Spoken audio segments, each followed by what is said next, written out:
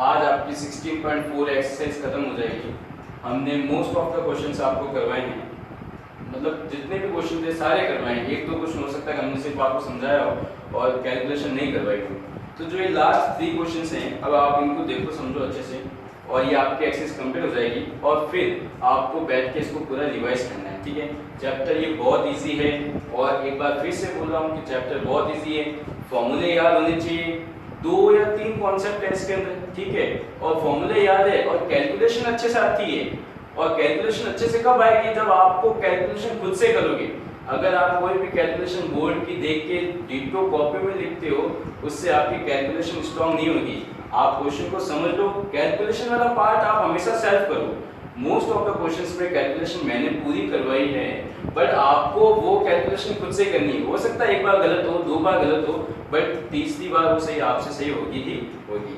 Now question number 12, ए hemispherical bowl. Hemispherical bowl, ठीक है। अब जो भी फॉर्मूला दिमाग में आना चाहिए वो हेमिस्फेरिकल के आने चाहिए, ठीक है। A hemispherical bowl, a hemispherical bowl of internal radius 9 centimetre. अच्छा, रेडियस दे दी इन्होंने 9 सेंटीमीटर। देन अभी इंटरनल है, बट हमें अभी इंटरनल देखते हैं। Full of liquid. अब जो ये बाउल है फुल ऑफ लिक्विड से भरा हुआ है, ठीक है। The liquid is to be filled into a cylindrical shaped, word आया है सिलेंड्रिकल। सिलेंड्रिकल मींस एक सिलेंडर है, ठीक है। Cylindrical shape small bottles each of the diameter. अच्छा, डायमीटर 3 सेंटीमीटर है, तो रेडियस कितनी बनेगी? 3/2 लिखेंगे हम। अब यहाँ पे R1, इसको R दिया तो इसको R1 दो, ठीक है। R1 3/2 centimetre and height 4 centimetre. Height 4 centimetre. How many bottles are necessary? अब देखो ये क्वेश्चन है क्वांटिटी का। जब भी क्वांटिटी पूछी जाती है तब क्या कहते हैं? अपॉन में वॉल्यूम किसका आता है? जिसकी क्वांटिटी पूछी गई है। बोटल्स की क्वांटिटी मीन सिलेंडर की क्वांटिटी पूछी गई है, तो हम यहाँ पे लिखेंगे number of bottles is upon volume of bottle. अच्छा, बोटल मीन सिलेंडर, और ऊपर आएगा volume of hemisphere. Volume of hemisphere, ठीक है। अब वॉल्यूम ऑफ हेमिस्फीयर क्या होता है? 2/3 पाई r क्यूब। वॉल्यूम ऑफ बोतल, बोतल मीन सिलेंडर, पाई r1 स्क्वायर h। पाई से पाई कट कर दो, तो अब यहाँ पे क्या आएगा? 2/3, ये 3 में आ जाएगा। r क्यूब मींस ये, तो 9 upon multiply r1 square. r1 means 3/2 और h इज इक्वल टू 4। अब देखो यहीं पे कैलकुलेशन करो, 2 1 जा 2 2 जा 2 1 जा 2 1 जा 3 1 जा 3 3 जा 3 1 जा, तो बचा क्या पीछे? 2 multiply by 3 multiply by 9, upon में तो ओनली 1 बचा। 2 3 जा 6 6 9 जा 54, तो ये आ गया। टोटल कितनी बोतल नीडेड है? 54 बोतल नीडेड है। डन, आया समझ में? नाउ क्वेश्चन नंबर 13, ठीक है। इस क्वेश्चन में सिंपल सा कॉन्सेप्ट है कि जब भी नंबर्स पता लगाने होते हैं, क्वांटिटी पता लगानी होती है, तो अपॉन में वॉल्यूम किसका आएगा?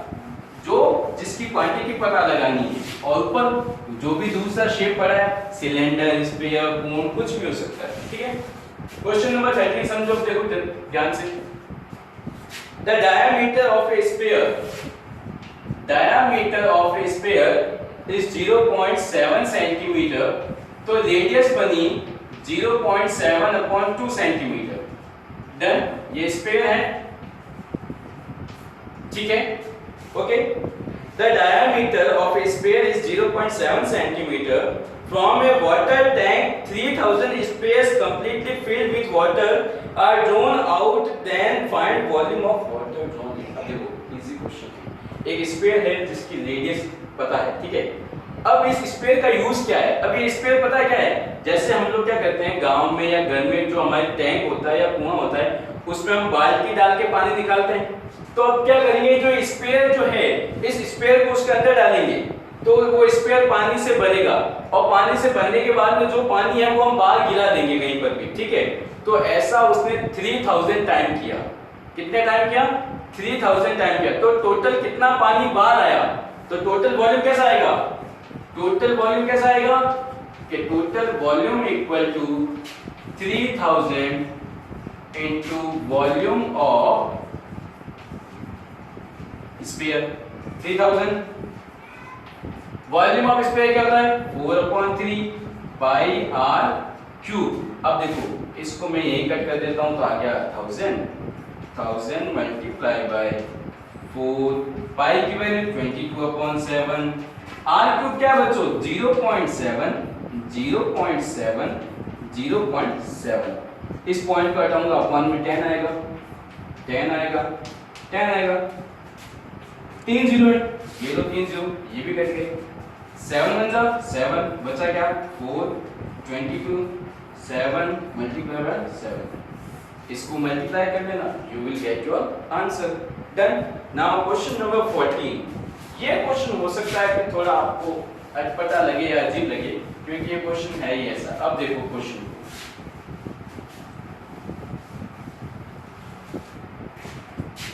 Question number 14। A hollow hemispherical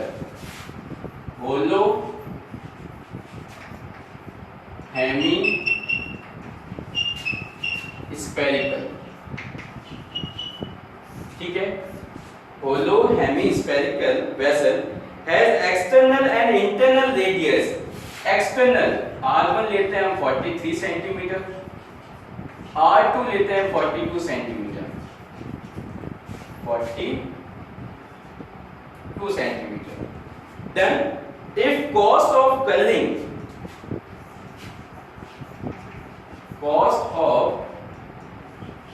color is 7 पैसे पर स्क्वायर सेंटीमीटर। पर square centimetre means 1 centimetre square पे जब कलर करेगा तब 7 पैसे कॉस्ट आएगी, ठीक है। अब देखो find the cost of painting the vessel. अब देखो सबसे पहले आपको ये पता होना चाहिए कि टोटल कलर कहाँ कर रहे हैं, ठीक है। अब देखो अगर आप किसी होलो स्फेरिकल सेल को देखते हो तो वो ऊपर से ऐसा दिखेगा, ऊपर से ऐसा दिखेगा। भाई जो स्फेयर बनाए किसी ना किसी चीज का तो बनाए, उसकी कुछ ना कुछ तो मोटाई होगी।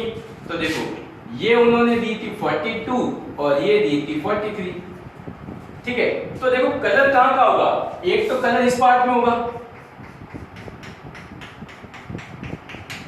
ठीक है। तो देखो TSA मतलब कलर कहां का हो रहा है? Total area for colour, total area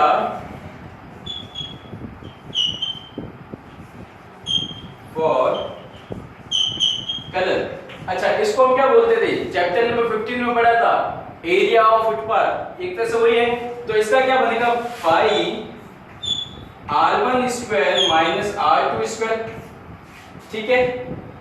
बाहर वाले में से अंदर वाले का एरिया माइनस कर देंगे तो ये फुटपाथ का एरिया आ जाएगा। प्लस अब होलो स्फेरिकल सेल का CSA क्या होता है? 2 पाई होता है। कैसे? कि 2 पाई R1 square minus R2 square, ये बनेगा, ठीक है। अब देखो वैल्यू पुट करो, पाई 22/7, R1 माइनस R2 स्क्वायर।